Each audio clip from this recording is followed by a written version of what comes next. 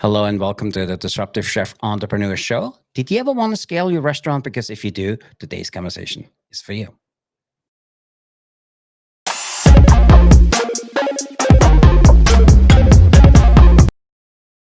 Hello, everybody, and welcome back. Welcome to our live show. My name is Christian. I'm the Disruptive Chef Entrepreneur host, and I want to have a short conversation around scaling your restaurant. I get asked this question all the time. How do I know and when do I know I'm ready to scale? But before we do this, we want to talk about the difference between scaling and growing. So, for an example, understanding the basic difference.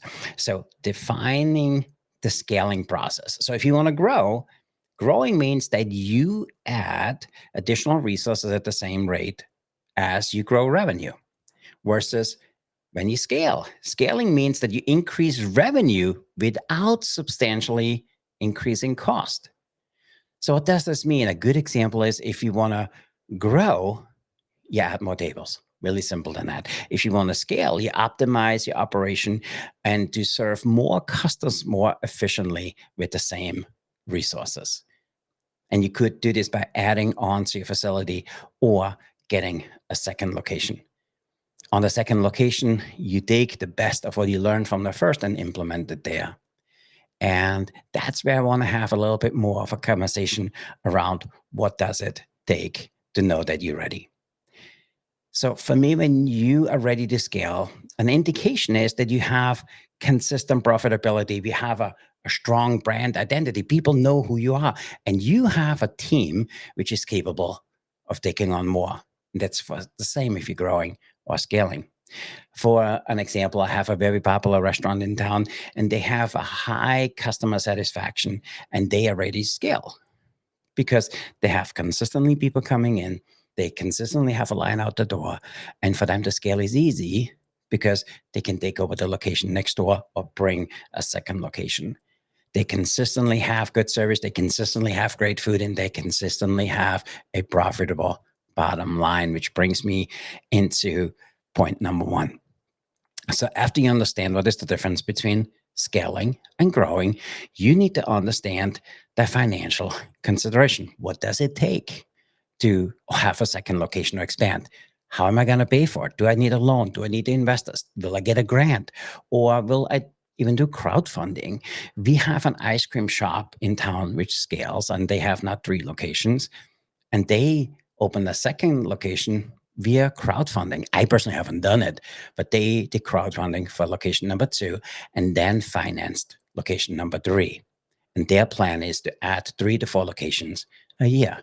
They have a system, they have a process, they have consistent, good management staff, and they also understand the financials. They understand if I have location number 1 for their ice cream shop, for an example, that's where all the product is being made. They know they can forecast on location 2, 3, 4, 5, and so on what the sales is going to be with a short or a variance between different towns. Because location number 1, with very little added resources, can bump out more products and they can bring it out to the other locations. I hope that makes sense.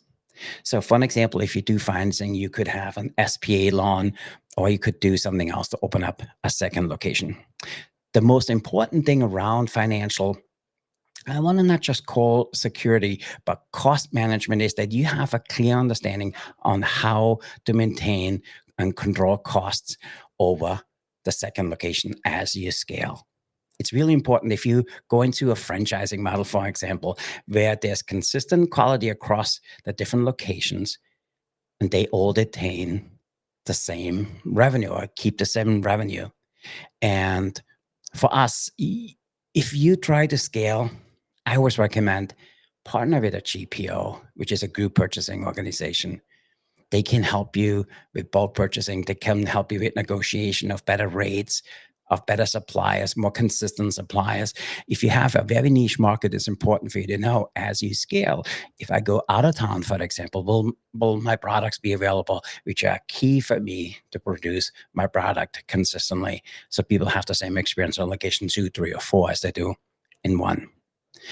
Then we overlay, if we have that financial system in place, how do we do it from an operational strategy? Do I have standardized recipe? Do I have a training program? Do I have operation procedures? And you see it a lot in franchise facilities. They get a manual, and the manual tells you exactly this is how you open up the location. This is the product you need to produce or prep in order to get through lunch. This is what you need to do for dinner. And when you produce this recipe, there is the final dish. This is what it's supposed to look like. This is the yield. This is the overall cost. This is the waste built in. And then you follow those consistent processes in standards. So for me, that's really simple. But where it gets difficult is if you allow location number two to vary from location number one. A good example is if you do it out of town or maybe even out of state, where some of the consumer behaviors are different. Or if you're currently in a very niche market and you want to expand outside of the market, a good example is if you're currently in a vegan market or you have a vegan restaurant. And what I would like to do, my second location is a non-vegan because it's different. We need to have the same standards for all of the places. So I hope that makes sense. And you can do this by leveraging some really good systems. There's some online tools out there. You could have an inventory management system, a CRM program, whatever you like to do, you need that in place. After I understand my financials and I understand my consistent operating procedures, I also need to overlay how do I take care of my staff? Do I have managers which can go from location one to location two? Do I have staff which is ready to step up and take a leadership role in the other locations? And how do I backfill and keep the bench warm with talent? Having a strategy around hiring and training is super important. And you find, for me, an example, I've been to a really good restaurant, love it. They making sandwiches, and they make some really good sandwiches. They a few downs down. They came to a town not far from here. The bread felt a little bit different. When you walked into it, it felt different. The portions were a little bit different. The offerings were not as vast as location number one, and they struggled a little bit. 2 years into it, they brought some of the other things into location number two, and now they're doing really well, and there's multiple throughout the state. So it's really important that you do that because that goes into the next point, which is the branding and the marketing.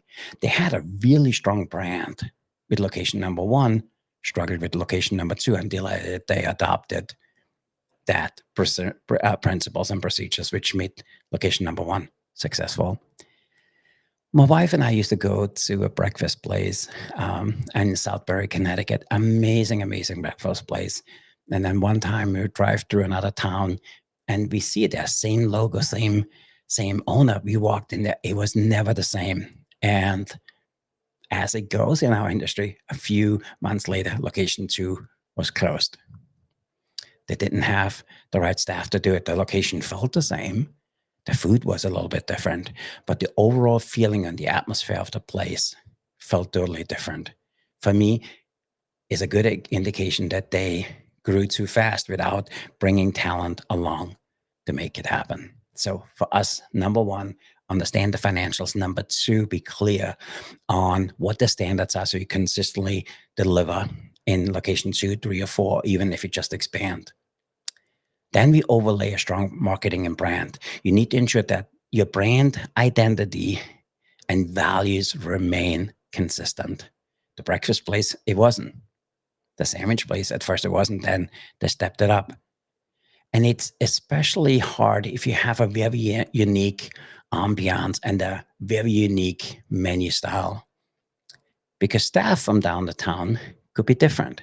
How will you get somebody who's passionate about Creole food, for an example, get it in different locations? So really, really consistent. And therefore, localized marketing is important. Social media campaigns are important. And even a customer loyalty program if you choose to go that route. Again, I have a fry company not far from here. They have a really cool feel. The owner is there all the time, and we became friends with him over the years. He has just a very short menu, great ambiance, consistently good, consistently fast. He has another location in Hartford, and when I go there, it's almost identical. It feels a little bit different because of the way the position is set up there and how the location is managed. But the food is consistently the same. The food is consistently great. The portion size the same. The containers are the same. The guys are dressed behind it the same way. Really, really important. So if I have a good financial background, I understand what my standards are, I have a marketing strategy in place which works, then we need to overlay your team. So if you are a solopreneur running one restaurant, how are you going to run two? How do you divvy your time? Will you bring in a strong number two? What is the right people and how do you develop them to become good in your team, especially in the management team? You need some kind of training program. And I recommend a strong leadership development program, not just for managers and senior leaders, for everybody. At the end of the day, we're all working for the same cause. We need to make sure that the customers and our leadership entrusts in empowering and managing those managers and that we trust them to make good decisions. For me, I had the opportunity to travel a lot. And sometimes the restaurant feels the same. The restaurant looks the same. The food is the same. But then there's just a little difference if the owner is there or not. And I learned from a very good chef friend of mine. He said, when you're ready to scale, if the place is consistently amazing and the customer will never know if the owner is there or not. And that's not easy to achieve. You need to bring people into your values, your vision, your mission, and what we want to accomplish as a restaurant. A customer should never know if the owner is or not. The customer should never know if the executive chef is off or not. The customer should never know if the front of the house manager is there or not. It should be consistently good. You need to have the right people and develop the people to be a strong management team. Financial first. We overlay consistency. We overlay a brand, and then we overlay a strong management team. And for me, those are the few things which make a restaurant successful. If you considering scaling, if you consider growing, you probably have a very good understanding how your operation runs. You understand what is your financial forecast, what is the money coming in, what are the expenses going out. You probably have procedures in place where you have a purchasing control, where the recipe is costed out. You know what the dish costs you when it leaves the kitchen. If you have these systems in place, it's easier to scale. It's easier to grow. Because when the systems are in place, it's easier to have a strong management team. It's also easier to train your staff around your systems, processes, and the tools and the way you serve your customer the way nobody else can are different. And during my travels, I met an amazing human being. She grew up in a restaurant. Her family ran two restaurants. She moved out of state, did something else. A few years later, she gets a call back. Restaurant number one is struggling. Restaurant number two is not far behind. She went there, she helped out, and not just supporting the restaurant, she was physically working in there, even though she had another job. And as we started having a conversation on why are they financially struggling, why is there high turnover? And you heard it said the other day that in current restaurant style, on restaurant industry, the way it's going, you have a 300% turnover. How you have a consistent staff, how you have a consistent delivery of a product if you overturn your staff 3 times a year. It's really, really hard. And with her, she lost good staff because they didn't make any tips. The chef left. They brought in a new chef who did amazing food, but didn't know how to control the cost. She had to close restaurant number one. And it was not very strong after that the systems they put in place were not followed by the same management team. And now location number two is for sale. So it's really important that you have the right people. And I was guilty of that too. My very first restaurant, I had a family member work for me. And it just didn't work. I had to let him go. It was the hardest thing I had to do, to fire or lay off one of my family members. So it's really important to have that strong team. So let me recap. I hope you understand the difference between growing and scaling. You might be growing first before you scale. Then make sure you understand the financials of the system, not just understanding and having the systems and the processes in place to control cost, to have a good purchasing program, partner with a GPO. And then also that you have the staff there to manage it consistently, follow the processes, follow the standards. Then we overlay operational efficiency, not just operational efficiency, we overlay the operations at large. Do we have standards? Does it look the same? Do we know we serve from the right, we clear from the right, serve from the left, whatever you want to do, what is for you? That a dish is at a certain plate, a certain look all the time. That the staff looks the same, that the feel is the same, and that we have the same POS systems.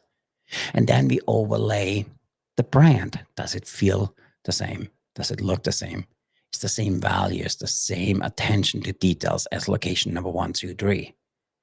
Then we overlay a strong management team. And for me, if you follow these simple steps, you will be able to scale any business. And that's not just exclusive to the restaurant industry. If you understand these 4 principles, you can scale and do anything. And that works for you if you're an operator. That works for you if you're the executive chef, the front of the house manager, or if you're a consultant. Follow these simple steps will allow you to have a successful business and a very, very happy client. So I hope it helps you to understand when you're ready to scale. And I hope you will be able to scale and get your ideas, your food, and your experience out there to the world because you deserve it.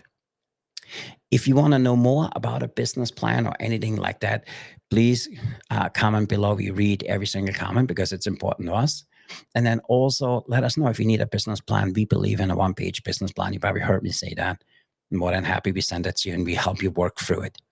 If you feel like you want to have a little bit more support around it, please also write below. We send you a link. You can book a call with us 100% for free. And we help you have a step-by-step process in place for you to execute.